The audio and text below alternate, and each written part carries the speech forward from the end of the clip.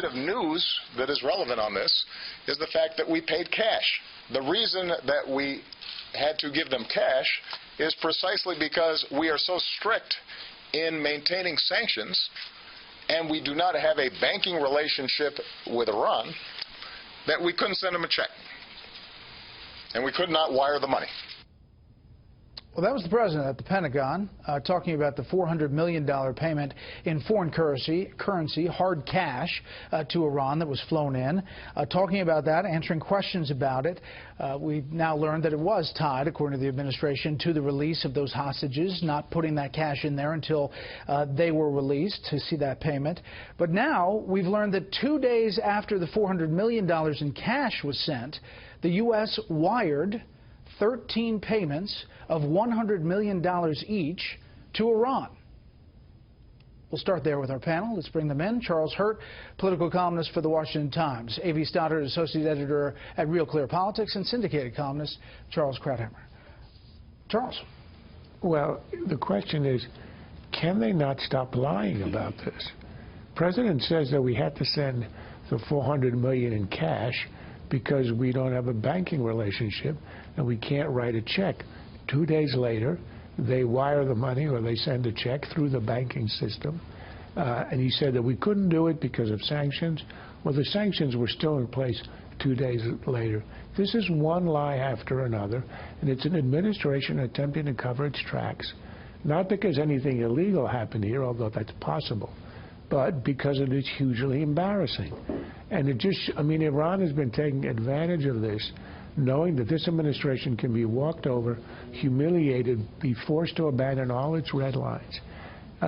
It, for example, can launch missiles, we say, and do nothing, with impunity. And now, as you reported, harassing our ships. Our ships could blow them out of the water with a blink of an eye, but of course, we're not going to do that.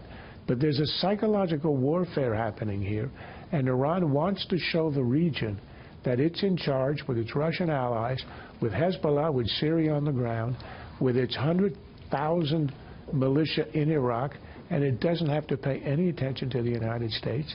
And we have a president who goes along with it in every detail.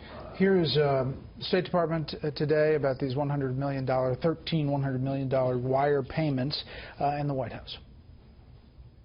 The staggering of the payments such that each would be just under $100 million, that was kind of odd, was it not? I can't speak to that, James. I really can't. But you're not denying that that was the case? I just don't have enough knowledge that I can actually adequately answer your question. It's not odd. It's my understanding that this is essentially the way that these funds are administered out of that account.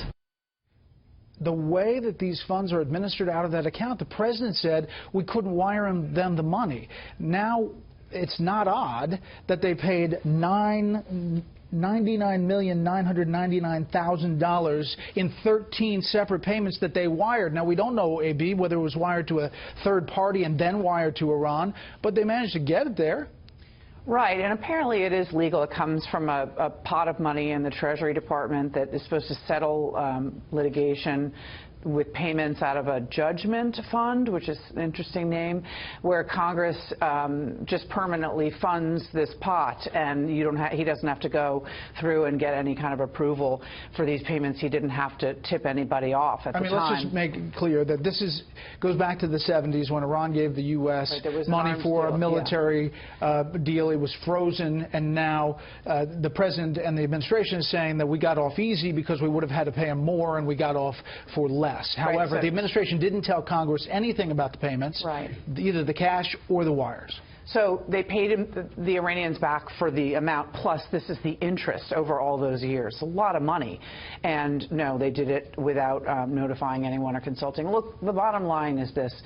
President Obama, and we learned from Jay Solomon of the Wall Street Journal's reporting out this week with a new book that President Obama was warned by the Iranians they'd pull out of the talks over the nuclear deal when he threatened a red line against President Assad of Syria for use of chemical weapons. He backed down from that to keep the talks going. And the big picture is he's hung his legacy on this Iran nuclear deal. He doesn't care how people are criticizing it now. He believes that years from now it will make him him look good in the history books. And you can see through what he did with these payments, in addition to backing off the red line, just how much it meant to him and how far he was willing to go to make it work. In the meantime, Charlie, you have these Iranian ships, fast boats, intercepting a U.S. Navy vessel and near the Strait of Hormuz, and there you see them.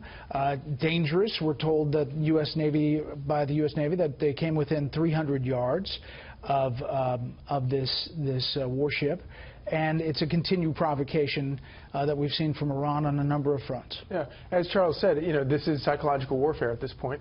Iran is thumbing its nose at the United States because of all of these decisions that we're talking about right here. My favorite part of this, the thing about dropping it down to 99,999,000, literally that is something that drug dealers do. That's what people who are laundering money do in order to to avoid being found out that they're withdrawing these huge pots of money. But going back to the thing that AB said, it's become common practice that the administration uses this judgment fund in this way, but it is still a real question about whether it's constitutional or not, because Congress has to vote, as you said. Congress has to vote on these things, and the Constitution is very explicit that no money shall come out of the Treasury that is not voted on by Congress, and Congress definitely didn't vote on this. We should be fair; they held back 13 cents for leverage, and I think it's because that was sort of 1 week when they had a 99-cent special on ransom. It only happened. It's rare, but it happened. The other reason is, you've got to look at it and ask yourself, why would they do this?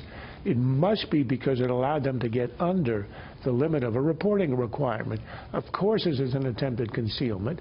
Of course, this is an attempt to make sure that no one knows. And then when it dribbles out, they have the chutzpah to say, well, there's no news here. Is there any political payment for this? Is there any political payment for the administration, for Hillary Clinton in any way, shape, or form, for how the administration has done this and pulled this off?